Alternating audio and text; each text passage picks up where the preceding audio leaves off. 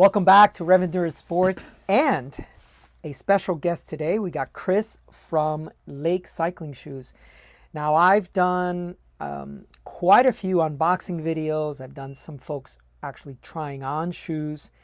And I also did a video talking about, hey, I'm going to interview Chris from Lake Cycling Shoes. Drop your questions down below.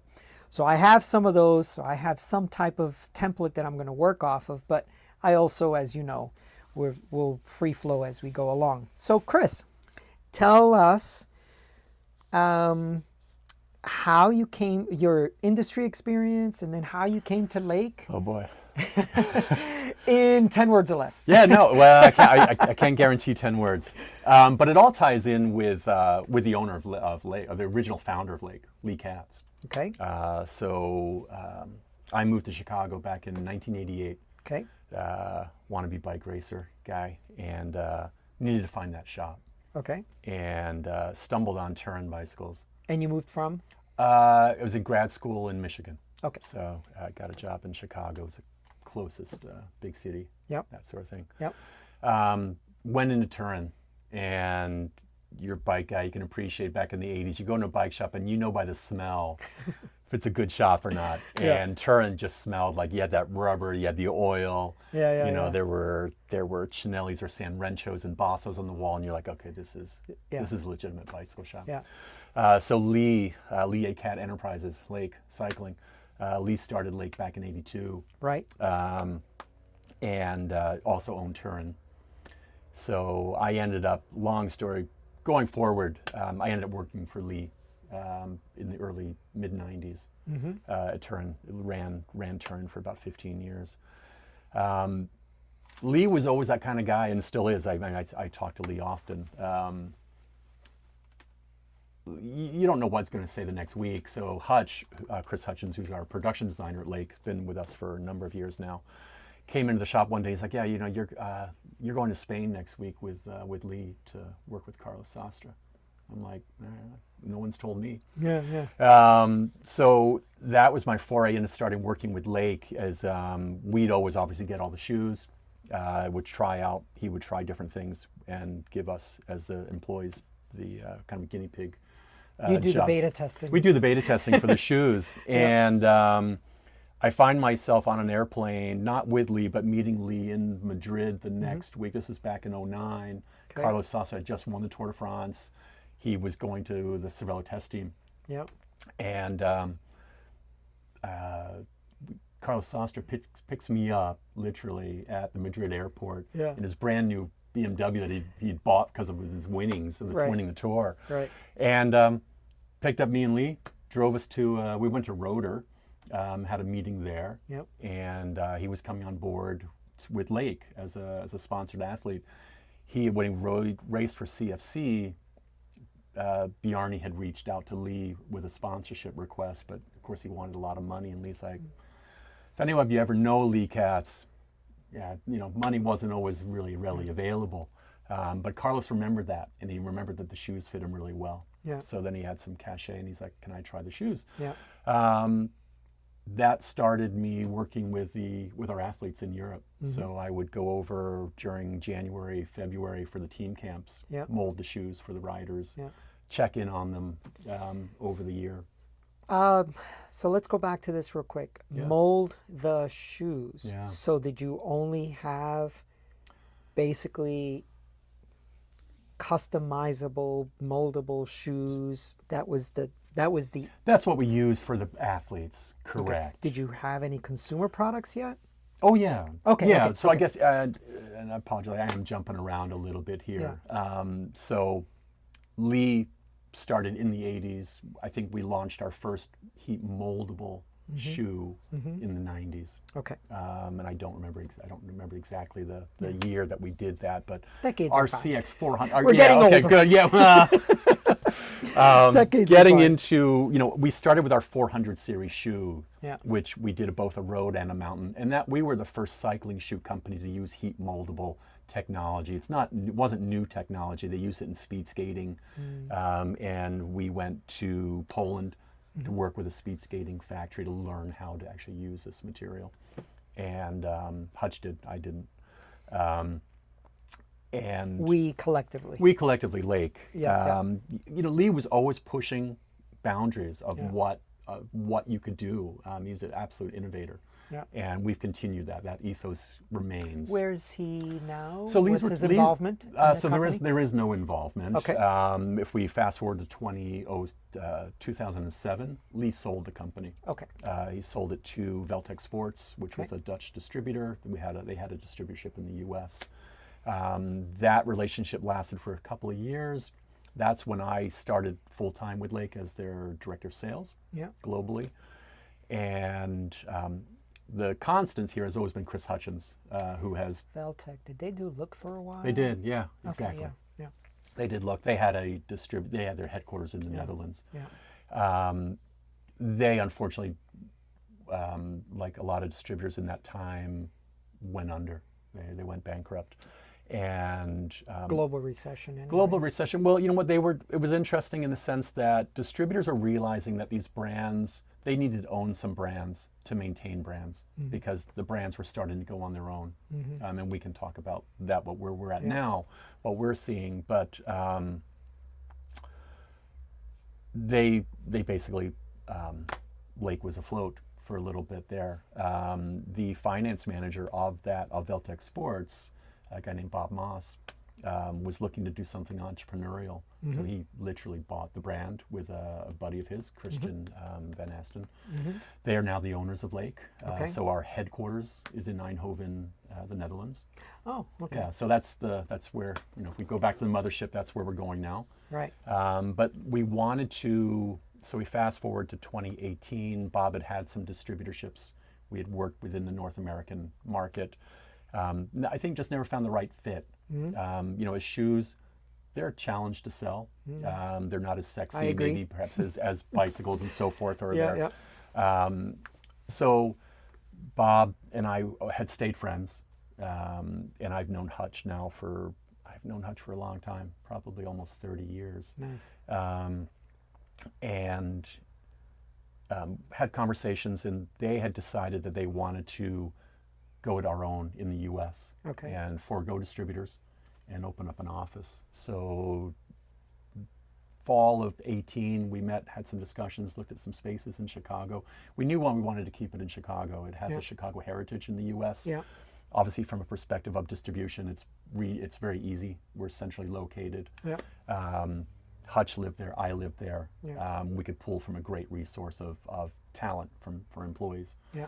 And so we launched Lake Cycling North America back in, we signed our lease, moved in on December 8th of 18, and started with myself and one person to help me ship and pack boxes. Yeah. Is that Paul? No, it wasn't Paul. It was. It seems like that's the only guy I ever. Well, because from a talked to. dealer perspective, Yeah.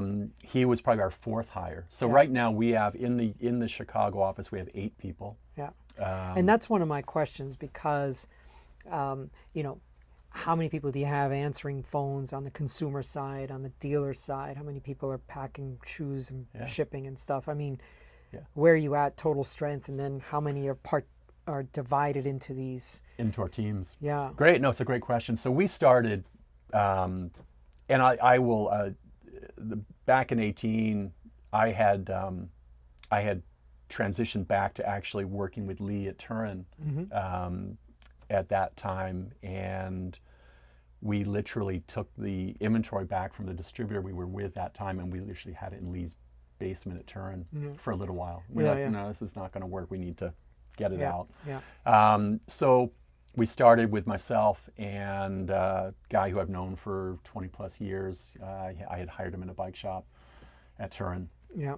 I'm like, he's a musician, super talented musician, just wants a job, didn't want to think about it when he left the day, and I love working with him. So I'm a relationship person. I want to work with people that I really like working with and feel I have a rapport with. Yeah. So it was he and I.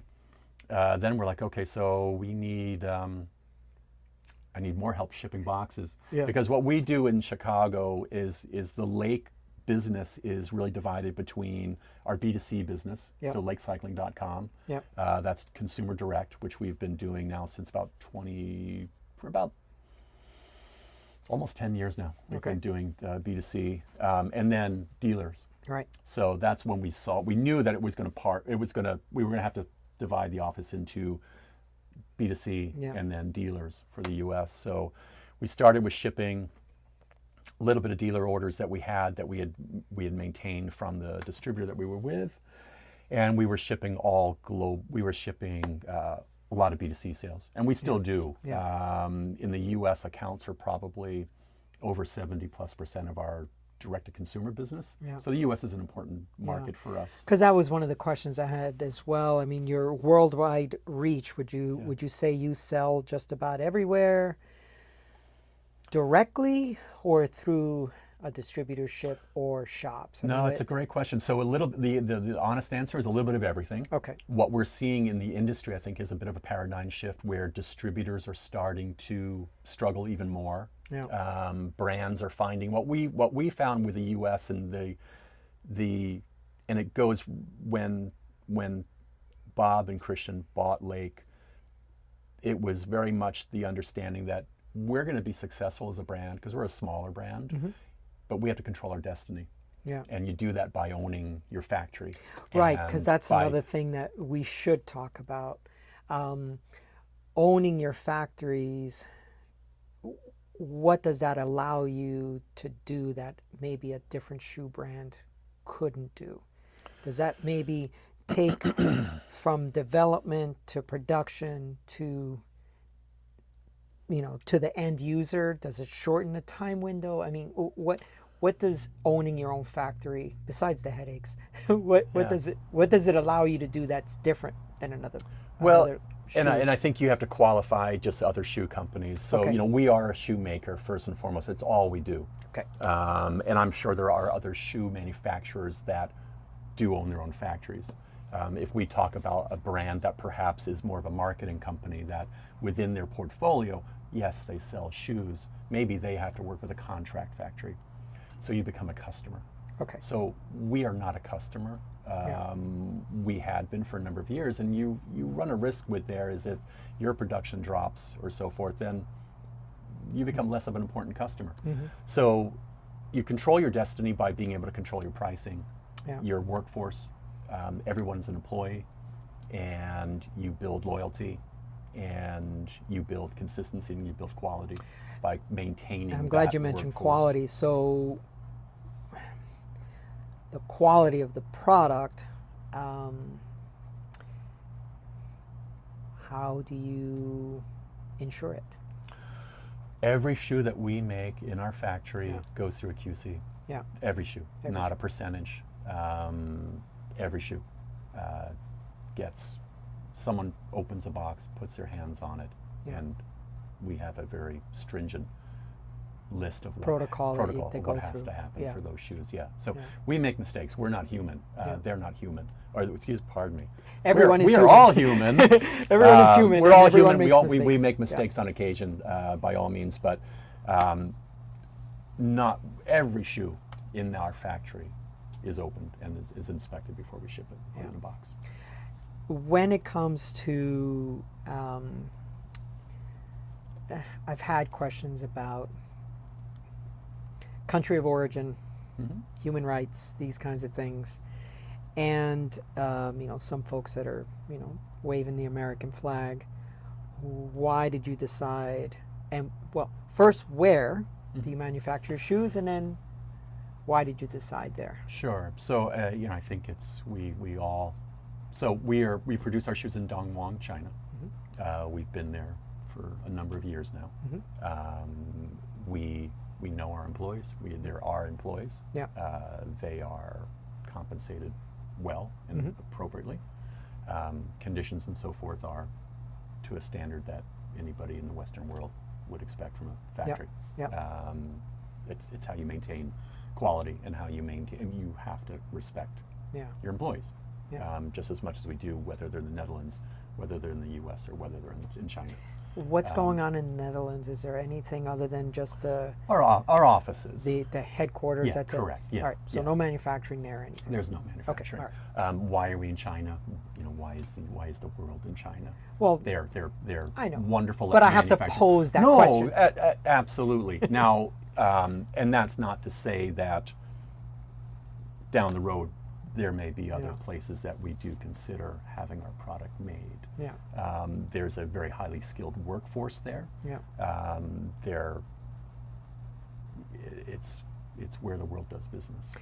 Yeah, it does. We get asked that question. We briefly touched on the COVID lockdowns, supply shortages. Briefly tell us how that impacted you, if it did, and then going forward, are there any things you're going to do differently because of that? How did COVID affect us? We talked before we went on screen here. Yeah. We, like many people, didn't know what was going to happen. What owning your own factory allows you to dial the volume back or up as you need to within your range. I mean, you obviously, we can't just run out and hire people, or we want to let people go at a whim. Yeah. We were able to adjust. Our production. Did you lose workforce in that area? Was that an area? I don't know where this is. China is massive. Yeah, China's massive. So is this in an area where COVID was rampant, or was it, I mean, how was your production during that time? Sure. I mean, strained, I think, is the most honest answer. Like, you would probably manage any manufacturing facility in China. Yeah. And again, I can't speak for the particulars, but there were rolling power outages. There were times where getting materials was a challenge. Let's talk about materials briefly. Raw materials, leather. You have some folks that are anti-animal products in their shoes. Let's talk about those raw materials. Where do you get them? What makes one a better choice for shoe? Kangaroo leather. You have several uppers. So how do you choose what you're going to use? Right. Yeah. Yeah. I think from day one at Lake, we've always been open to innovation. I mean, looking for innovation and understanding material possibilities. Because I know that Hutch mentioned materials as his 3-pillar situation. So materials, and that's why I want to cover that to make sure you get a chance to. So to as talk about a shoemaker, there is a strong belief internally that a leather, a natural material, is one of the best materials to build a shoe from, because it envelops your foot, it wraps your foot, it supports your foot. It will, to a degree, grow with your foot as far as expansions and such. It's a natural material. So we, as a shoemaker, do believe it's the best material to build a shoe out of.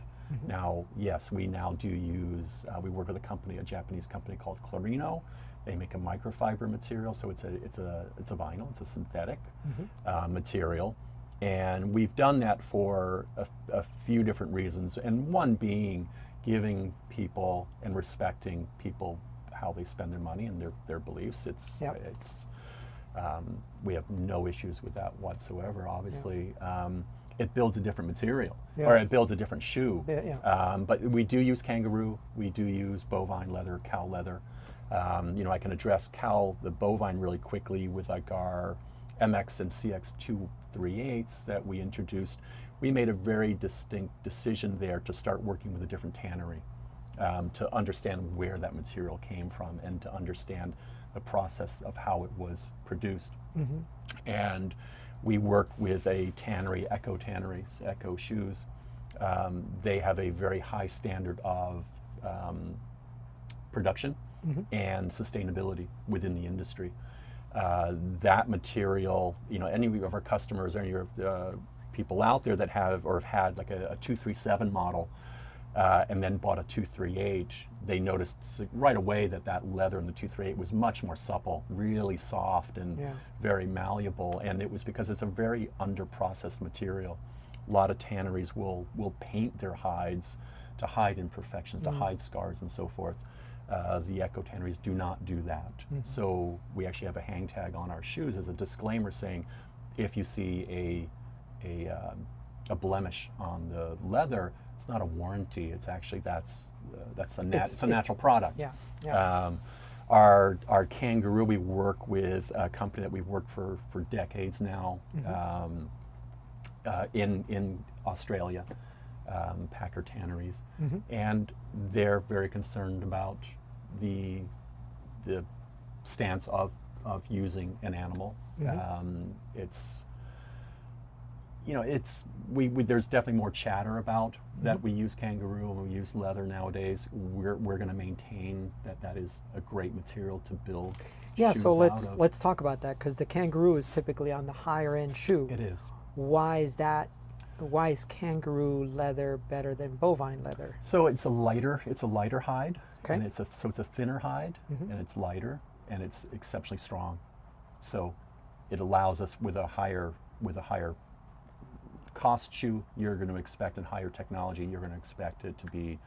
There's some things that you want to make sure that you check the boxes of, weight being one of them, and durability also. So working with Kangaroo, it's exceptionally comfortable. It really forms to your foot super well, but not at a penalty of weight. It's a light material.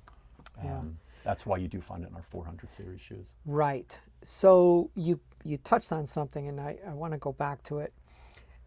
A single digit shoe number change, how radical is either the materials or the design of that shoe? For example, you mentioned a 237 to a 238. Devil's advocate, would that be confusing to a consumer that you only changed one digit instead of changing the whole part number? Well, okay, so how different is a 237 from a 238 that you only changed one digit? Well, okay, great, and that's a good question. And how I'm going to answer this is when, and I'm going to talk about sustainability a little bit here. We've become a throwaway society where we're really comfortable. Single-use plastics is my pet peeve. We throw away a lot of stuff. And what we are proud of as a brand, is the durability and the quality of the shoes. Right. But that also, we don't produce shoes on whims for a fad or a fashion. That we build a product so our 237 had probably a 4-year life. You'll find different colors from us on a yearly basis. Let's say we do 4 colors. We're going to look at that fourth color didn't do well. Do we replace it with a new color? Let's try a trending color and so forth, because we pay attention to that. So the 237 is a great example. So that shoe ran both on a road or mountain. So I think it's actually generally relatively easy to understand to some degree. Our 100 series, 200, 300, and 400. But the 237, 238 as an example. So with all of our shoes, we'd like to give them at least a 4-year life. Our CX and our MX 332 right now is 5 years in. We're not going to change things just, again, with fashion. It's going to be based on 3 or 4 years worth of feedback from consumers, from dealers, from people that are using the product. What can we do better? What do we want to see that we can make that product better? So the 237 then becomes a 238. So it's a progression. It's an evolution of that 237. It's not a marketing decision. It is let's look at how we can make this product better. So 237 to 238 is a good example. The leather was first and foremost one of the biggest things we wanted to change is let's work with a partner that we. That's when you went to Echo, you said? That's when we went to Echo, and we'd worked with them in our winter boots in the past. But really finding those partners that are going to share a similar value, both as from an innovation perspective, but also some sustainability is important with us. So you just mentioned winter boots. 1, how do they sell? 2, someone asked about care. So what can you tell me So about care those? in what? Any, Like how to take care of them. got it. I guess Well, they're going to take abuse. They're going to be out there in the snow, sleet, whatever. Maybe there's salt on the roads. I don't know what they do in no, but whatever so parts of the country. I'm gonna not spin that, but I'm gonna talk about care broadly Yes. because we use natural materials to Yeah. build our shoes with, Yeah. and so quickly with winter, we do very well with winter. We were the original cycling shoe company to produce a winter boot. Nice. Yeah, John Stamsted won the Adidabike. Oh. He was our test pilot Yeah. on our winter boots, which was the 300 series. Yeah. Still going strong. Those are. We'll use that one example, that boot as an example. 250 grams of thinsulate. It's going to get you. I live in Chicago, as we've said. In that depth Most of the year. depth of winter.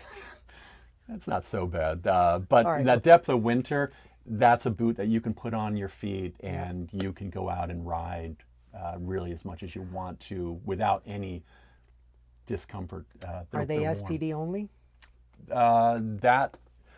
Yes. So the winter boot, that particular boot is only SPD.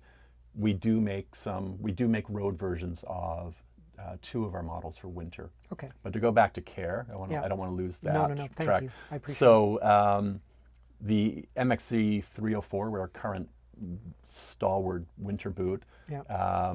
we work with Peckard's Leather in England, from my hometown, Yeovil, England. It's a leather that they will then treat prior to sending it to us with a waterproofing process.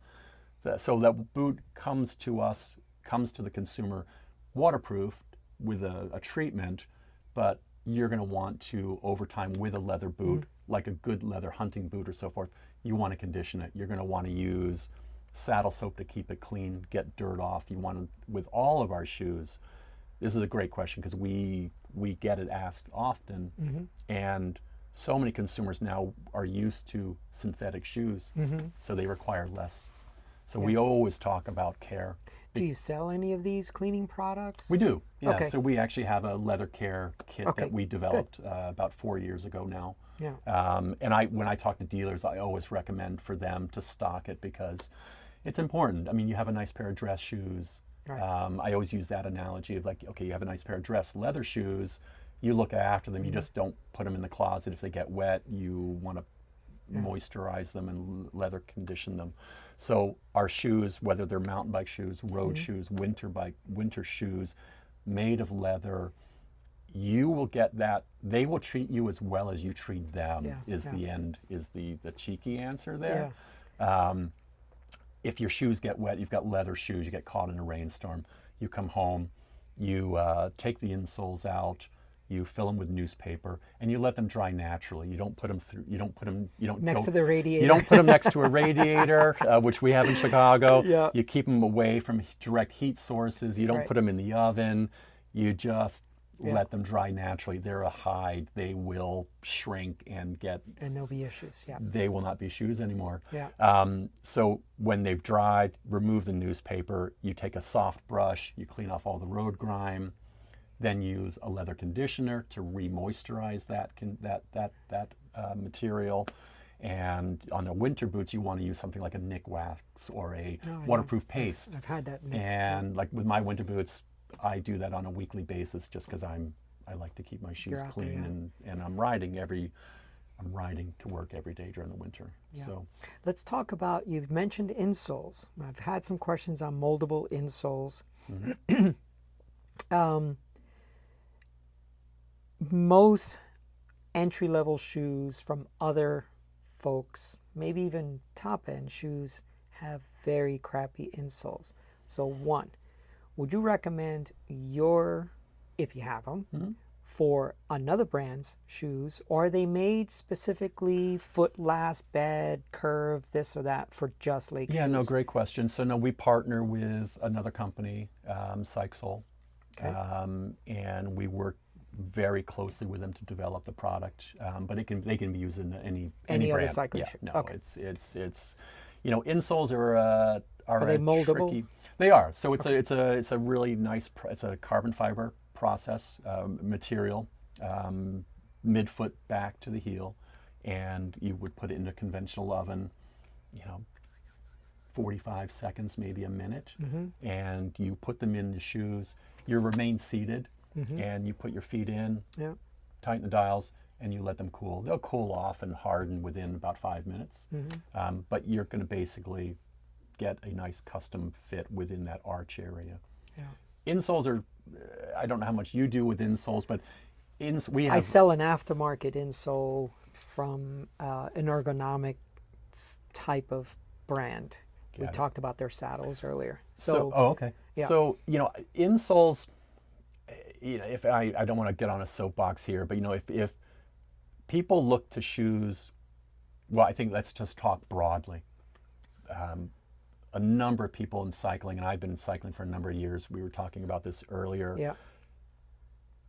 Shoes often don't fit people very well. It's either people are buying them on fashion, they're based on experience, they've ridden a certain brand for a number of years, and they just keep riding them, Same brand. whether they should or not. And I think we're getting into a time now where we have an aging population. People are paying attention more to foot health. And shoes are part of the solution. We offer, I think, a significant part of that solution in offering the widths that we offer. We build on 5 different lasts. That's not counting all the subsets of lasts based on whether they're half sizes and so forth. So, lost my train of thought there a little bit. It was about insoles. Insoles. We offer a great solution for people that are coming from, they might have even developed some injuries. Looks like someone's coming in. Yeah. Keep talking about insoles. Oh man, on my own. All right. We're good. Yeah. So I again, not to belabor this, but shoes are just one part of the equation. We as a brand offer a significant range of lasts. We're going to fit a broader range of people to find a solution. We're seeing people, our dealers are seeing people come in with neuromas, with bunions, Yeah, there was someone and with a foot bunion injuries. that was asking. So, bunions is a great example. Our CX or MX242, we started with the 241. We worked with an athlete, Sonia Looney, who's an ultra endurance mountain bike racer. She was out of the scene for a little bit. She was. She had her baby and Yeah, stuff. Yeah, no, she's back riding. Good for her. And really super positive, great positive athlete. Has a bunion and was cutting holes in shoes. And I think I've worked a lot with athletes in Europe, and I think you'll find on a lot of the magazines, like Cycle News, they'll always do these things like the first rest day of the Tour de France, and it's a bit of a pet peeve with me. It's like they'll always show some poor guy who's cut a hole in their shoe, and they're like, the pros are so pro that they're cutting holes in their shoes to get the good fit.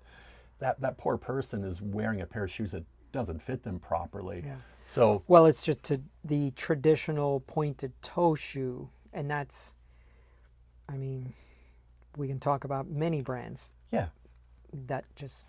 If you look at your foot, it's not shaped that way. It's not shaped that way. Yeah, it's not. And the 242, 241 was a shoe developed with a very specific idea. It was a solution-oriented shoe for someone with a bunion. It's a segmented upper, and it provides, I joke, a little home for your bunion. Well, I've shown it on my videos where it's got, like 3 sections up front, and then it actually has like a little mesh screen. It does. Like right where the bunion would be. Yeah, that's exactly right. And it's been a game changer for a number of consumers. I mean, I've spoken to people directly who said, I haven't been able to ride SPD or ride cycling shoes for a number of years. I had I had a botched bunion surgery or so forth, and we've given them a new lease in life. So we're always thinking about, and we have from day one, of fit, and fit is paramount with us, and the materials that we use are an answer to what problems we're trying to solve, but it really does come back to fit, and that's. Let's talk about the 201 CX and MX. I've been able to fit some folks that have had some really wide feet, this or that.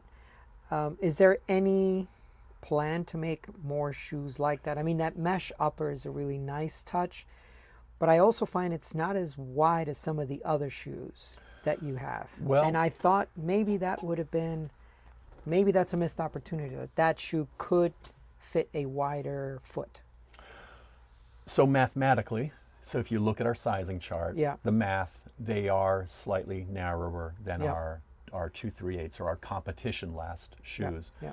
But it is a completely different outsole. Yeah. So if you look at a profile of the 2/3/8, let's just say, or Yeah. our competition last shoes.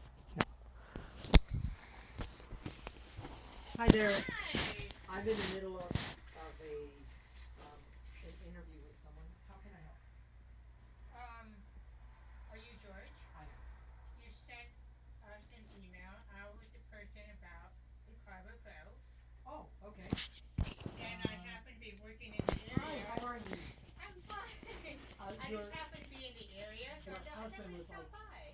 Calling me in a panic one day, asking me because you were going to do a raise, and this was like a month or two ago, right? Right. Yeah. So I don't have Cover Pro, but I have a product that I recreated that is literally Cover Pro. But I'm in the middle of a We'll really. call you. Yes.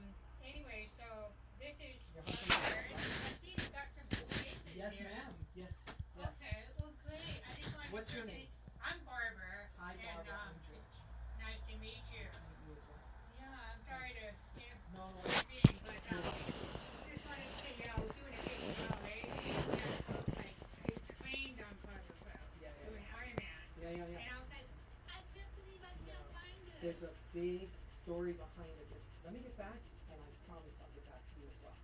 Okay? Yeah, I'll leave. Yes. Yeah, okay, so Thank you, Barbara. we'll call another time and Yes. talk with you.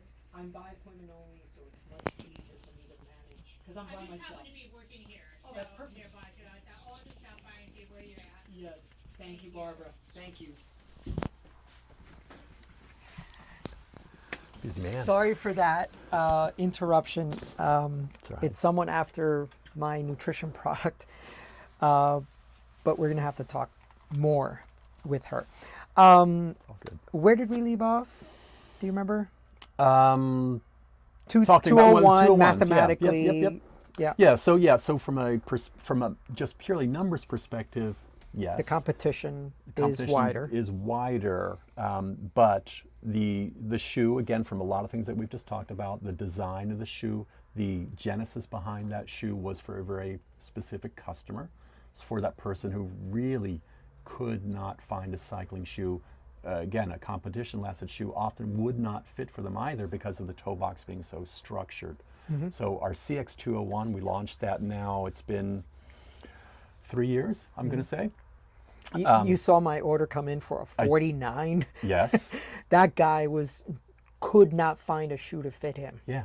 So we go back to form follows function. So the mesh upper, again, it's not so much wasn't done for marketing. It wasn't done to just try and do something. It was a material that allows that foot to just be free. You can almost, it's a strange shoe to ride in because you feel like you're just riding without shoes. But it's a very purposely It's a unstructured. closed-toe sandal It's a closed, yeah. It's with a leather sole. well, I'm sorry, with a carbon sole. carbon fiber sole. Yeah. So that this we were talking about is our Comfort Plus last. Yeah. It's our newest last. It's our 5th last that Yeah. we've worked with, and it was specifically designed for someone with a very flat foot, but with a very broad forefoot. And again, it was really designed for that last resort person who just couldn't fit into a traditional cycling shoe, math aside. So I think this is an important thing to talk about. Yeah. We make a highly technical product. We offer a lot of different scenarios, 5 different lasts, different materials, different patterns. The material, a microfiber shoe cut from the same pattern as a leather shoe, will fit inherently differently. It won't stretch as much as a leather shoe. It's why we like leather as a material.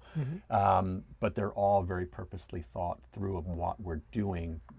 There's a problem put forth to us or a challenge, and that what Hutch and the team goes back and evaluate how do we address And this. design a solution for that problem. Right. So we started with the CX201. And then, of course, literally, the day we launched that, the first question is from our dealer, a great fitter in particular, is like, great, when there is a walkable version becoming available. We're like, okay, well, we're, again, a smaller company, so we can't just drop down, So drop eventually the everything. MX came out. So, yeah, we launched this year the MX201. Yeah. It's an SPD compatible, walkable shoe with very much the same ethos there, with the idea, has a little more structure in the toe box because we understand that that person's going to be going off-road. They are going to want a little bit more protection with their toes, but the foot shape is very similar. You just mentioned toe, and Yeah. I do want to. So these are my own personal 403s. All right. I love the toe bumper. Can we get these on more of your shoes? Yeah, I think you are seeing more of them on Because our shoes. I mean, these are 201 is $550 shoes, They are. and You can scuff them on occasion. It's, all day long. all day long. Every time you step back into your pedals. So toe bumpers. I know that maybe sometimes someone's like, oh, but that wrecks the design of it. But it's more of a function Absolutely. Yeah. that it really does save your shoes. I've got other shoes that don't have them, and they're all. Yeah, I think this is kind of, we'll talk about this shoe. So we do the MX, we did the MX 332, Yeah. and for a number of years we offered it in a Kangaroo leather shoe, Yeah. which that your 403 is. And I can remember speaking to somebody, Consumer Direct, probably now in 2019, pre-pandemic. Gravel was becoming more of a thing. That's on my list. Okay. And they had bought the MX 332s with our chameleon blue Kangaroo leather because Yeah, I it got a matched pair their of those bike, too, yeah. and it's Yeah, just it's a beautiful shoe.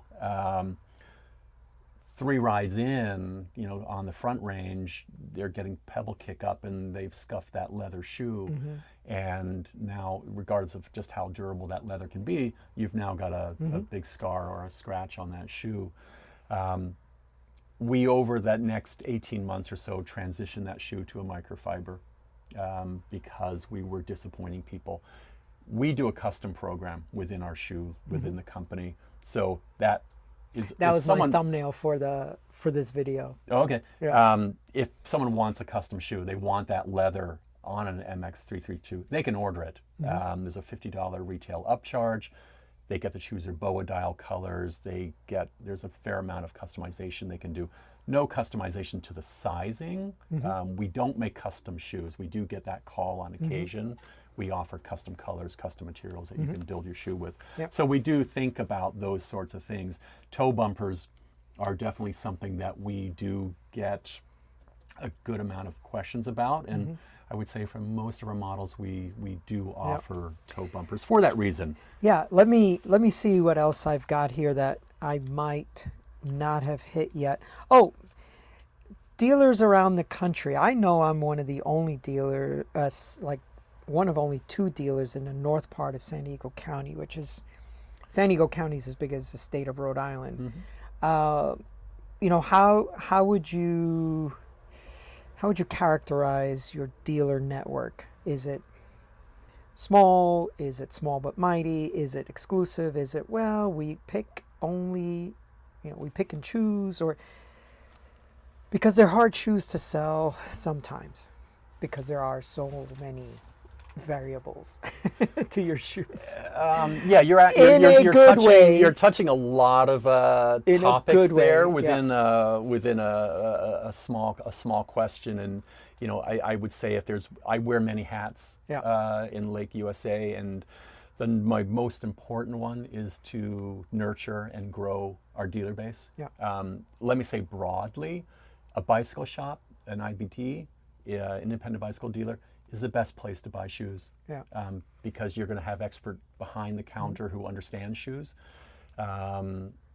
So we're a big believer in bicycle shops from that experience. Bicycle fitters as well. That's become, I can remember being a fitter in a shop back in the 90s and early 2000s, and it really wasn't much of a thing. It's something we always did. We had a Sirota size the cycle. equipment has evolved. Equipment's evolved, and it's become... there's a lot. and people, I think There's a people, lot of smoke and mirrors as well. there are some smoke and mirrors, but there are generally some really talented people Yeah, out no, there for sure as there's- fitters, and we work well within that environment because they're solution-oriented people, aren't they? If you're going to a bicycle fitter, you're going there because I have an issue, and you've identified that person as an expert to help you Yep. gain some efficiency or some comfort. So you're making a face, but I don't No, want to because get off topic. no. It was only because I wanted to make sure when I walked away that the mic was still connected to Bluetooth. Got it.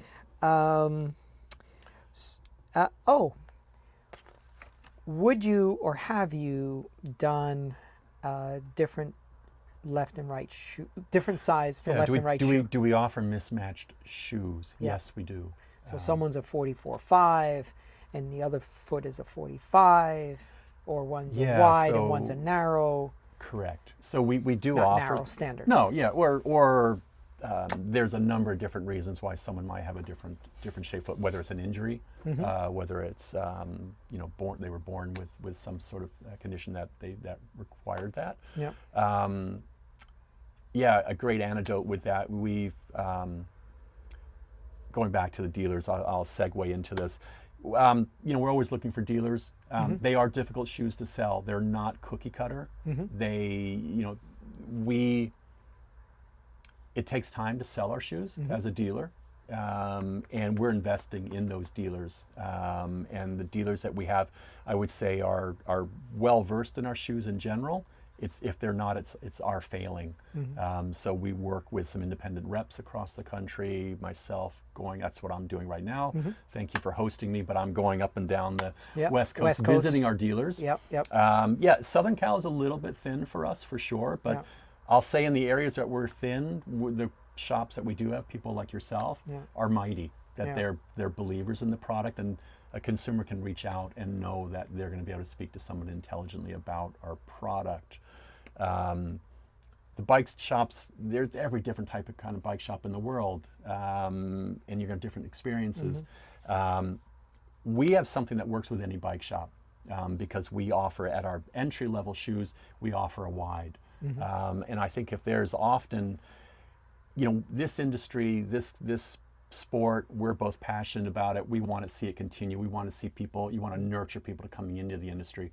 And I think feet for a beginner, and we saw this within the pandemic with Peloton bikes and so forth. So many people came into it, and their options for shoes were really Very limited. Really limited.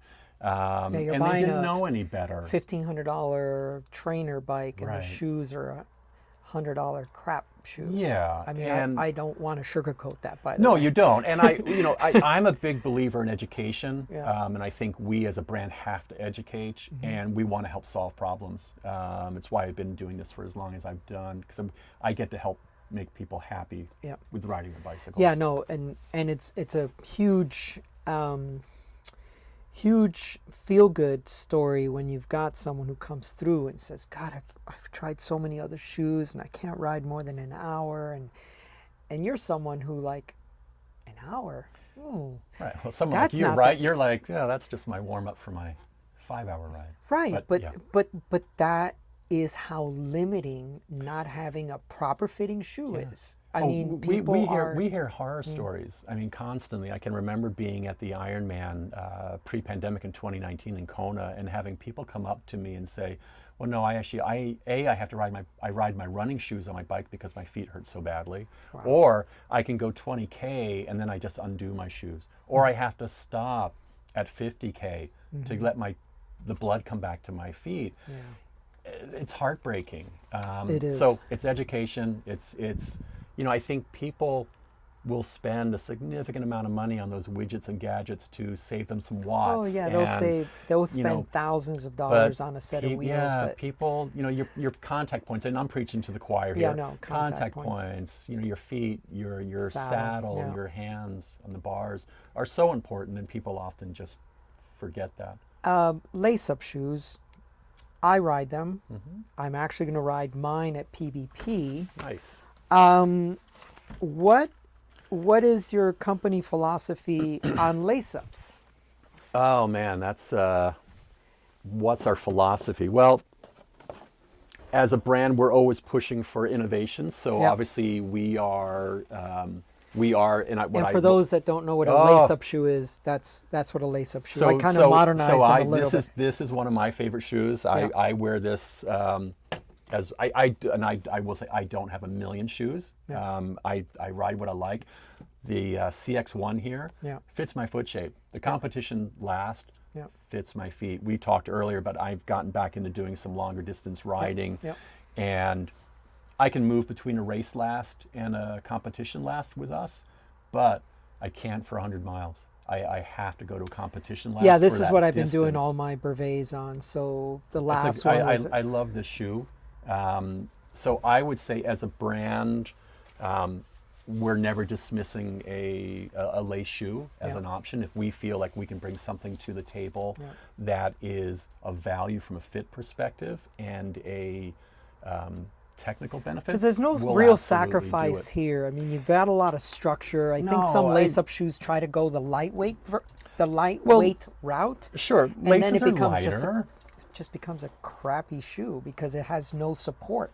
Right. So this I will talk about within the context of double boa, single boa, and laces, because this is where some people I think do sell themselves short with, and it can be budgetary restraints and such, which I completely respect. I live on a budget myself, as most of us do. Spend your money once on shoes. You can save a little bit of money up front with a single boa model, or our 219s, our 177s, but you're not controlling the entire face of the foot for foot capture. Laces, there's a reason that why people built shoes with laces to start with. You can adjust the tension from the forefoot to the back to the up In here. 7 different points. In 7 different points. You can adjust how it feels. Yeah. Now you can say, what you've got here with your quick laces, you can make some adjustments on the fly a Yes, little bit easier. that's why I did it. When I wear these, I will use a longer lace, and I actually wrap my lace around my foot. Yeah. But there's things that I will flex my foot when I put them in the shoes, tighten them to that, and relax my foot, because I know 10 miles in or so, my foot's going to swell a little bit, and it's Yeah. going to adjust to that. Yeah. Or, God forbid, maybe I stop and adjust my shoe if I have to. I'm not. Yeah. So boas allow you to make those on the ride adjustments, and that's the biggest thing that we hear from consumers is, well, I want something I can adjust on my ride. I'm like, okay, fair enough. Yeah. A double boa works as well as a lace to make those micro adjustments in the forefoot and Usually up it's in the like a saddle area. 4-point, it'll have not just where the boa is, but where it's been Right, the looped lacing through the pattern. shoe. Yeah. Correct. So what's our take on a lace as a shoe manufacturer? I think we can't argue that laces are great. They Yeah. work really well. It does make a lighter shoe. Again, we're not opposed to this technology. If we can bring something to the table that we feel adds value to the fit of the shoe and the performance of the shoe, we'll absolutely Yeah. absolutely do it. I a lace. wear- I'm happy to see that. I do often, people think, well, you can ride any shoe you want, and you're riding a lace-up shoe. I commute to work every day, and there's a woman that I run into on the ride, at least 4 or 5 times a summer, and I use speed plate pedals, and I'm using my lace shoes, and she doesn't know me from Adam, and every time she just forgets she ever spoken to me, and she always says something about my lace-up shoes. She's like, wow. She's like, I don't see laces much anymore. Yeah. And she's like, those pedals I don't see much anymore. The pedals I find a little bit of I'm surprised, but Yeah. lace. I always laugh with this woman. I always know what she's going to say to me. Yeah. Um, So let's see. but we like laces. No, I like laces. Yeah. Someone made a comment that sometimes they can find shoes with a wide toe box, but the secret is getting the narrow heel. Okay. And I've got some shoes here that didn't. The heel kept. He got a lot of heel slippage. Mm-hmm. How do you even figure out how to taper that shoe back down? You give the guy the wide, guy or girl, Yeah, You yeah. give them the doesn't wide matter. toe box, but then you have to secure that foot at the heel cup. Sure. So the cheeky answer is what we did with our 300 series, 400 series is we give, and actually now I beg your pardon, actually in the 200 series, our CX and MX 242 has a moldable heel counter. So you can, because this is not the first time that we've heard this. Yeah. And I'm sure that Hutch thought about this from the day that we started working with this technology, is that, yeah, you can have a very broad forefoot, but it doesn't mean that you've got a big fat ankle by any means. It goes back to a little bit of what I didn't touch much on insoles. It's not always all the shoe. You know, people do sometimes put a lot of faith in, well, the shoe should be perfect. Yeah. You can look at volume fillers. Yeah. You can look at some just additional support, adding some support in the back of the heel of the shoe. But our quick answer is, on a lot of our models now, we offer you a heat moldable solution. Heat moldable heel. Yeah, so it's a carbon fiber heat moldable solution that Yeah. you put it in the oven. Like, I mean, your 403s are a great example of that. Yeah. I don't think you've got a... This is a 238. Yeah. Our 300 series, our CX and MX 242s and our 332s have that technology. So, but I would challenge people to think outside the box as well. So it could be volume fillers can have a place in how you move your foot. I will say, from a fit perspective, if there's one, the width is really important. So you're going to want to, because again, we see probably a significant proportion of our consumers that find us is a width issue. So yeah, that was one of my questions. Even if you get a little bit of heel slippage, if you've got the width up front, you can mitigate that heel by adding some material there to help that. And also, though, trying shoes on and walking in cycling shoes is different than riding. I have to. You have to remind people, and that we have to remind you. You know, I think about it if I did a long ride a couple weeks ago and I walk. say to folks that because the way the footbed on the shoe is designed, it's a fulcrum. So as you step, boom, it lifts your heel up. It's going to lift your heel. So, and then people overcompensate. They'll tighten the boas down too hard. Then they'll cut off their circulation and so forth. So it's important that people understand that a little bit of heels. I think people have this. It's like bicycles right now. It's like that moniker of like, well, it needs to be, laterally stiff, vertically compliant, and stiff, blah blah blah. No, it's comfort first and foremost, fit foremost. Go with, if the width feels great, work with that and find some simple solutions to help with your heel, but understand that when you're on the bike, your heel's not going to be moving up and down. Yeah, when it comes to bikes, I ask people, because they'll come to me and they want to do centuries and they want to do, maybe some brevet riding and stuff, or maybe some double centuries or whatever. And they're looking at X bike, and I'm like, why do you want a 4-hour bike? And they look at me and they don't understand what I'm saying. And I'm like, yeah, a 4-hour bike. And they still don't get it. And then I say, how long does it take a pro Peloton to ride 100 miles? About 4 hours. Yeah. They average about 40K and faster. So you're trying to do a 12-hour event on a 4-hour bike. Yeah. How comfortable do you think you're going to be? No. Laterally stiff, but vertically compliant. Right. Yeah. No, Again, we talked about this prior to doing this. It's so important to understand that you're putting the right tool to the job. Yeah. From a fit perspective, it is. We've got some great dealers who really that do invest in shoes and stock shoes and talk about shoes. Mm-hmm. And one of my favorite, Sam Richardson from Bicycles NYC, he doesn't talk, when someone comes and says they want shoes, have a seat. We're going to measure your feet. Yeah. And it's something that I've picked up, and when I go in to train staff, and I do it to trip them up, sell me a pair of shoes. Right. What do they inevitably say to me first? What size you want to spend? No. What size shoe? Yeah. Let's just stop, take a break, and say, let's measure your foot. Measure your foot. I'm going to bring out some shoes for you. 3 different shoes. Try them on. Yeah. Great.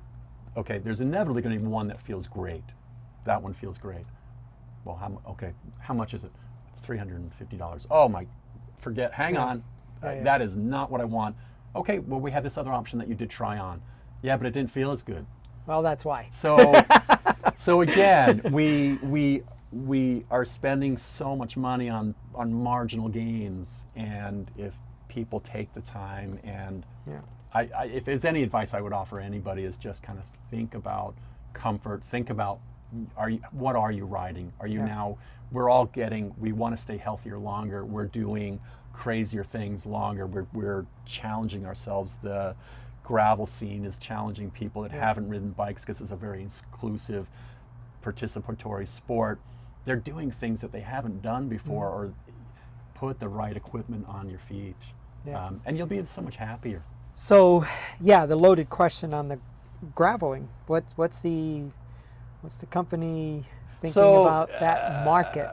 So I'm going to say broadly, gravel's great because it's getting more people riding bikes. Oh, yeah. I think it's awesome. More tire technology, more this, more that. It's doing awesome. a A lot of cool things. Yes. I mean, all those bags I have, none of that stuff existed when. Right. I mean, a handlebar bag. I mean, maybe when you and I were young, we would have thought that was okay to wear. But I mean, the last 30 years, I'm not going to put a handlebar bag. But now they're cool again. Now they're cool. Yeah. So gravel. When I went to Sea Otter last year in 22, and it's a consumer-facing event. Yes, it is. And people come up to me, and I have a wall of shoes, and someone said, "Well, where are your gravel shoes?" Yeah. And I said, "Tell me what a gravel shoe is, please," because we're asking. Yeah. We're asking from consumers. Tell me what a gravel shoe is, and it stopped people dead. And there were some chuckles, and it was always a very positive, fun conversation. But tell me what a gravel shoe is, because we really want to know. Mm-hmm. Well, it's stiff. It's lightweight. I might say it's white. What's a gravel shoe? A gravel shoe should be comfortable for all day, 100, 200 miles.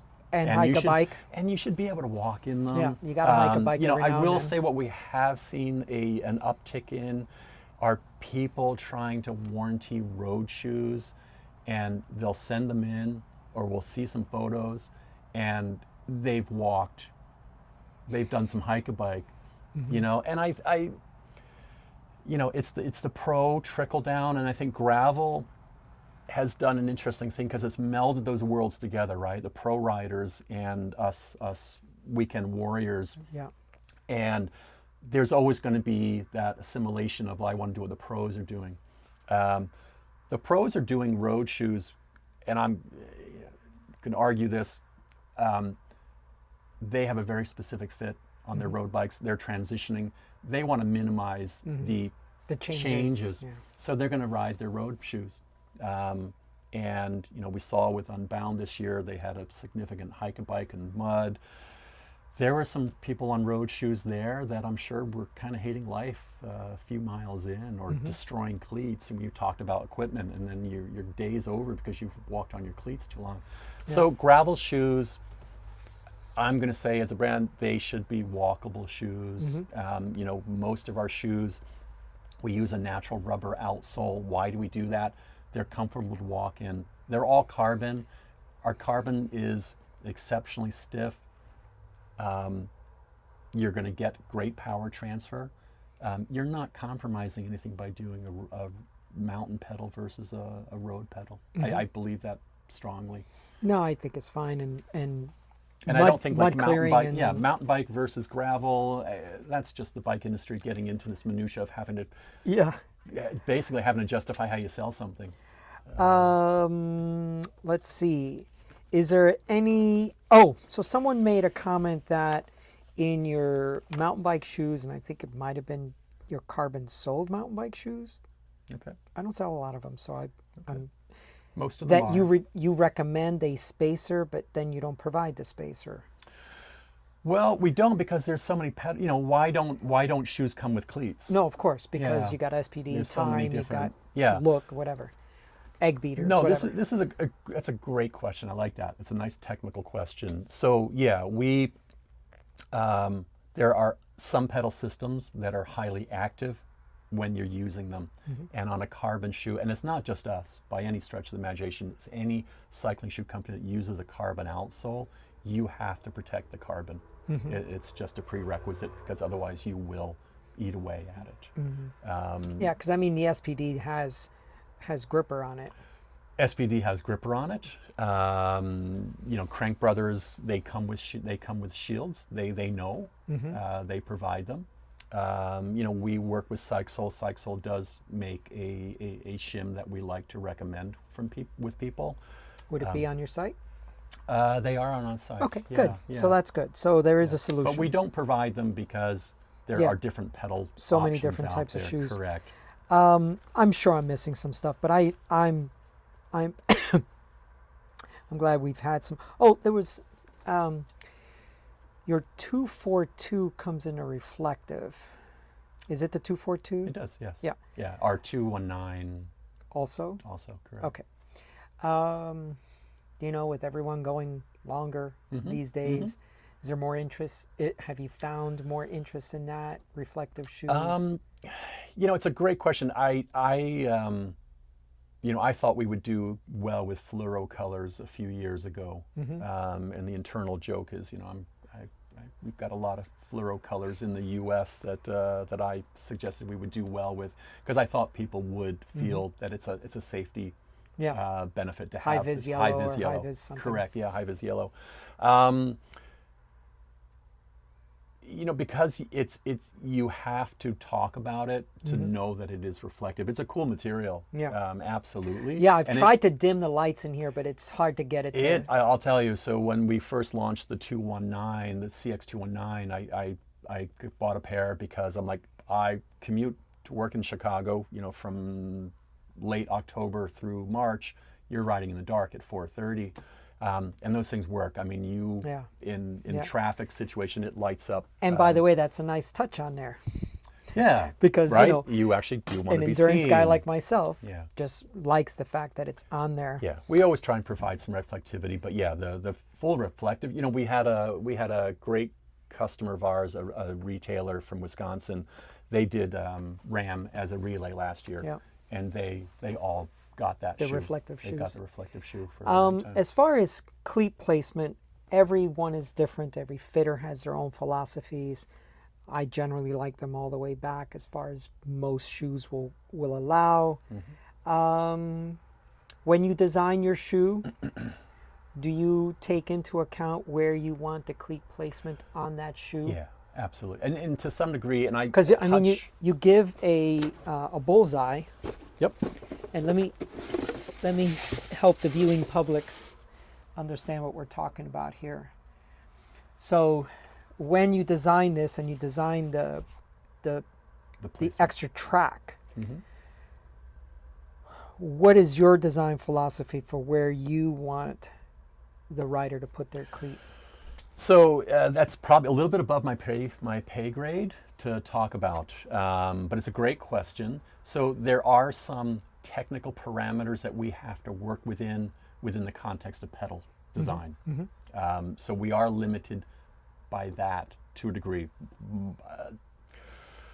I won't say more in road versus mountain or walkable mountain shoes. Let me say this. You know, midfoot, there is that subsect of people out there that want and believe that they want to have their cleats, you know, back as far as they absolutely can. And I know there's some adapters made to even slide them back further. Even slide them back further. So again, I'm not sure I can give you an honest answer, and I'm not going to give you I'm not going to make up something. But we are limited to a degree from the technical points that you have to work within pedal axle, spindle lengths, and so forth, of where you can put them. Now, if it kind of goes back to the insole story, where neutrality is really important here to offer the consumer, the fitter, as much leeway to play with to get someone dialed. Where I do think this comes into play, and that we do see situations from a fit perspective with cleat placement, is oftentimes people are getting such larger shoes to accommodate a width need that they're never getting close to. We're seeing people sometimes 2 sizes too large, and then you get into cleat placement issues when you're trying to do a fitting. So people often do have to readjust their fit when they go to a lake shoe because they are now, they've addressed They've their gotten the width. width, but the shoe is Their smaller. shoes are smaller, yeah. And then the bullseye is in a much different place. Correct. I can say on our walkable, on our mountain bike shoes, you will see in 24, you will see a longer track in some of our models there. With us as a brand, and any brand, you have to have some forethought of what you do from a tooling perspective. It's not as easy to just say, well, can you just make that hole bigger? Because you have to take into consideration the internals, the construction of the shoe, the mold. Molds are expensive. We have molds for every size of our shoe. To say, well, can't you just give us an extra 3 mil or 5 mil there? We're on our road shoes, we have as much adjustability as we can possibly give with the current outsoles. Yeah. So unless we were to design, and I think there it's, do you want to invest? You have to pick and choose your battles. You asked earlier about our Comfort Plus last, and are we going to expand that into different shoes? We are going to expand that foot shape into different shoes down the road. So we're always thinking about how do we keep growing, how do we keep expanding what we offer. How would you characterize 200, 300, 400 shoe?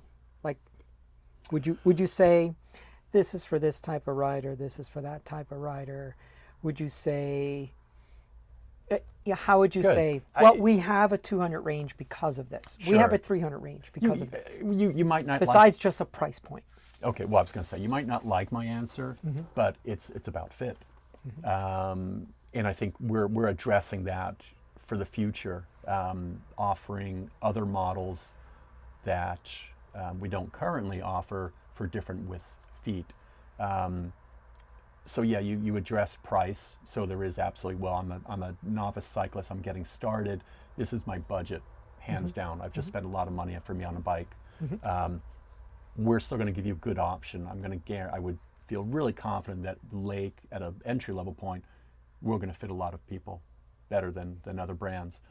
But the 100 series versus 200, 300, and the 400, it really comes down to fit. One thing that we do run into often, and it's a compliment, but it can be a hindrance. So let's say someone has come to us 4 years ago, and we changed their life. We got them into a shoe, let's just say it was a 237, and they can now ride pain-free. They've achieved everything they want to do. Well, now they want to buy a new shoe. Well, now they want to buy a nicer shoe. What's a nicer shoe? So they're going to look at our race last shoe because it's more expensive. And I have to have these conversations with consumers. And I said, well, I'm going to say from a fit perspective, that looking at the math isn't going to fit your foot as well as what you currently have. So maybe you just buy yourself a new pair of what you've currently got. Yeah, but I want the best. What's the best? The best is what fits. How do you qualify best? Like a bike. I mean, it Correct. doesn't matter if it's blah, blah, blah, if it's the wrong size. And then you're it's not going to work for you. I So bought the wrong size bike just because I Yeah. was enamored by everything else about it. Exactly. So we're going to always talk about fit. Choose your Lake model based on what fits you really well. Yeah, I've been fortunate. I don't need wide shoes. I don't have heel cup issues. I mean, it's just so I can ride your 403, no problem. Yeah, and as I mentioned earlier, I can ride our Race Last mountain shoes. I've got a pair of MX33 shoes that I've had for 5 years now. I can't ride them for 100 miles. I can ride them for 50 miles without any issue whatsoever. But I also did invest this past late spring in some insoles.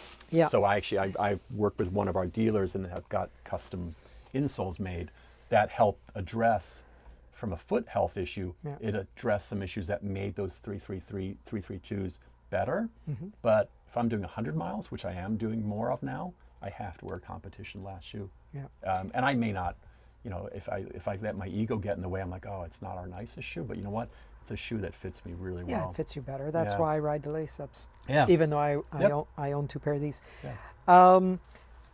Briefly on the 403, tell me why for this type of shoe you went with a full carbon tub, what I call it, from Yeah, that's like Formula I One kind of talk racing. about it like a bathtub. Yeah. Or like a monocoque from a Yeah. F1 race car. Where if you can see that on the video, I mean, it comes all the way up on the sides, on the back and the heel, and then, sorry for that, and then also along there. Yeah. Yeah, there's an edge to the entire carbon outsole. And all of this is moldable. It's moldable from, let's just say, from the back of the cleats here, Yeah. and roughly right about here, all the way around. Right. That is where you can gain some moldability. Yeah. Yeah. So, Hence one reason why it's a full carbon, Yeah. because we can control the side walls of the outsole as well. this is unlike any other shoe.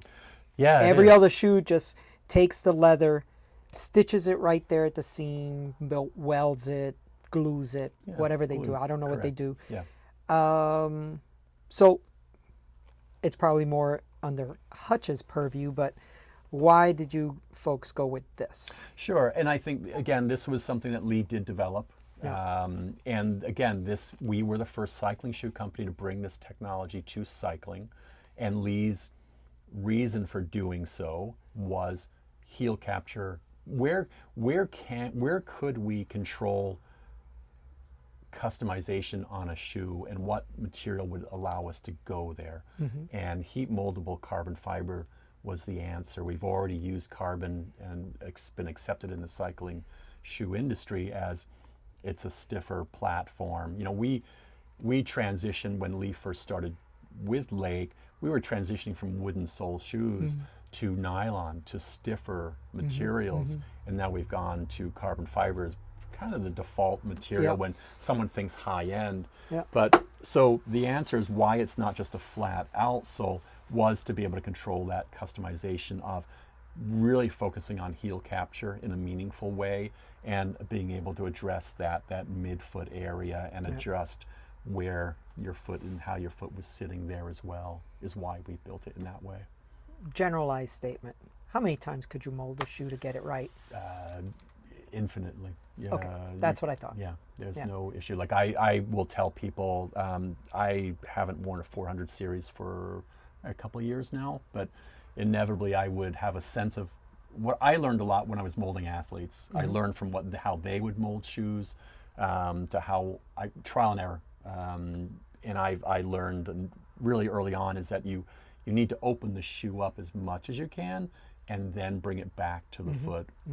I used to start with just really smashing it in towards the foot, and inevitably that just wasn't sustainable when you start putting some pressure on the shoe, on the pedals. So when we talk about the amount of times you can mold a shoe, someone shouldn't give up on the shoe when they first get it and they're like, this shoe, I've tried it, I've molded it, it doesn't fit.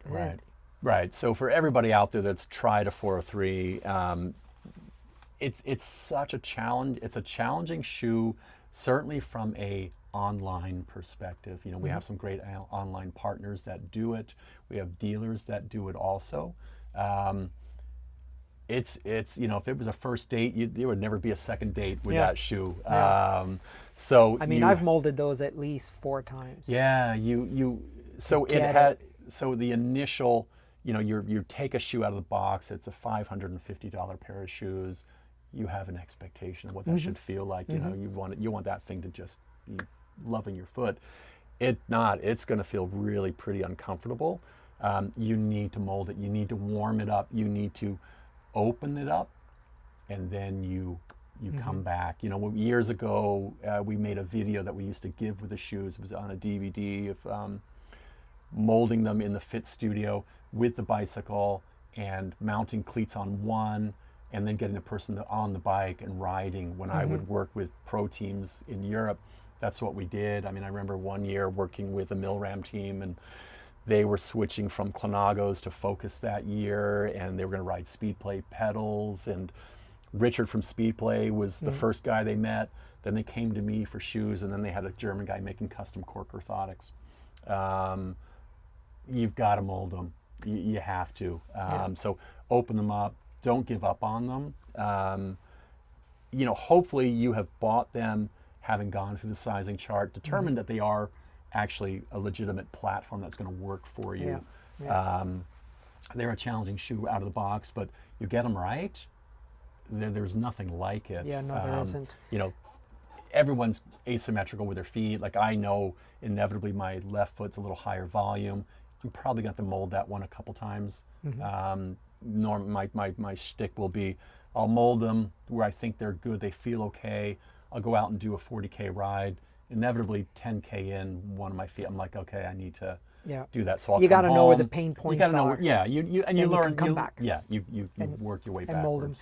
backwards. You mentioned orthotics. I don't know if I mentioned it before. Your moldable The REV. insoles, how do they compare with someone's orthotics, which are much more customized? Could someone not have to get an orthotic? Excuse me. Yeah, this is. I mean, this is where we light up the Quagmire, comments. yeah. Well, but I will. So we make a very nice customization. Customizable.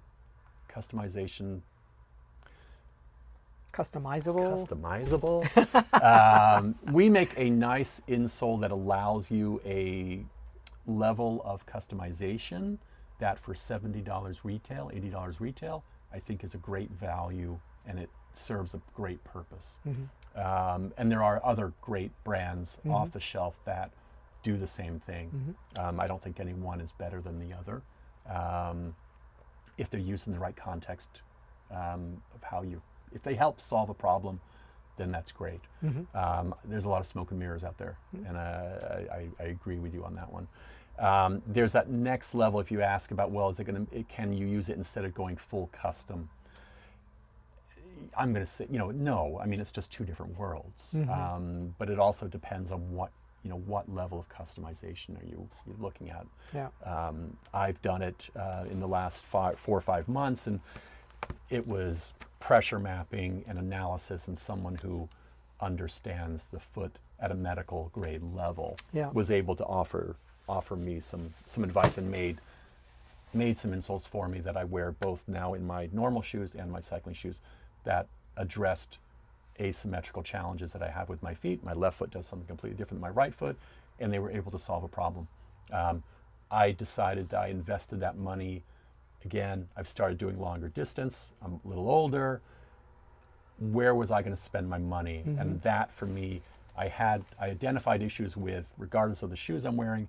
Okay, my left foot, I was having a little bit of numbness in my pinky toe. My right knee hurt from an injury. Is there something that can adjust that? And your insoles, how you stand on this earth, dictates what happens structurally going up your body. So for me, I determined it was worth me to spend that money to find a solution, and it proved to be a great solution for me. But our insoles are good insoles at that price point that do I'll have to get some. They offer better. I've been using, you probably already saw, I've been using a different brand because they work for me. And that's important, and I think there's no right or wrong answer here. I think if I can suggest anything, or from our perspective as a manufacturer, is be open-minded to just take your time and explore, and find someone that you trust, that, like yourself, dealers. You asked really way back on, we have a great customer support. We have really one person who handles, I'm going to say, if I didn't say the world, he would yell at me when I got back to the office. We have one person in the US that handles global consumer calls. We have somebody in the Netherlands that handles most of the EU. So he's probably taxed a little bit. But he does. But he's really knowledgeable. We want to help people. People don't always like what we have to say, because we're asking them to do some work, to really just please take the time and measure your feet. Don't, if you're a size 10 Brooks running shoe, I'm going to go on a limb and say a size 10 lake's not going to fit you. Yeah, It's just a different It's animal. a different shoe. Follow Yeah. our rules, and people will say, and I'm surprised it's not on your list, well, our sizing chart's wrong. And if it was, I'm going to just say, I don't know of a sizing chart that is perfect. Measuring a foot it's an organic, three-dimensional form. It's hard to Yeah. buy shoes online. That's Yeah. why we believe strongly in bike shops too. Like yourself, someone comes in and you can, Yeah. you've ridden a bike for a few years. You can Yep. you can help them. So let's do a couple of personal things and then we'll wrap up. Sure. Going off to Iceland. I'm going off to Iceland. Doing the Rift gravel race, yeah. 200 kilometers. Yeah. I'm really excited When's about that happening?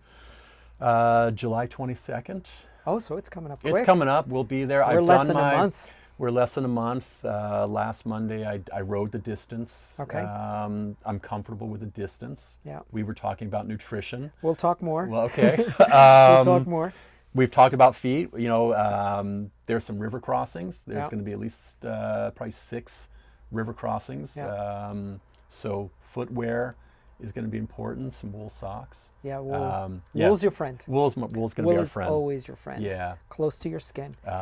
But I'm doing that. I'm doing that with Bob Moss, one of the owners. Oh, yeah. I told him, You got to let him beat you. Isn't that how it goes? Bob, are you going to watch this? You let your boss beat you. We have. Isn't that what golfing's all about? Yeah, I'm not a golfer, so I Oh, don't know. well. But we're going to have fun. I will say, Bob. I told Bob last July I was going to do this. He's like, "Oh, it sounds like fun. I've never been to Iceland. Maybe I'll do it with you." Cool. So we're doing it, and he's like, I'm going to stop and take pictures.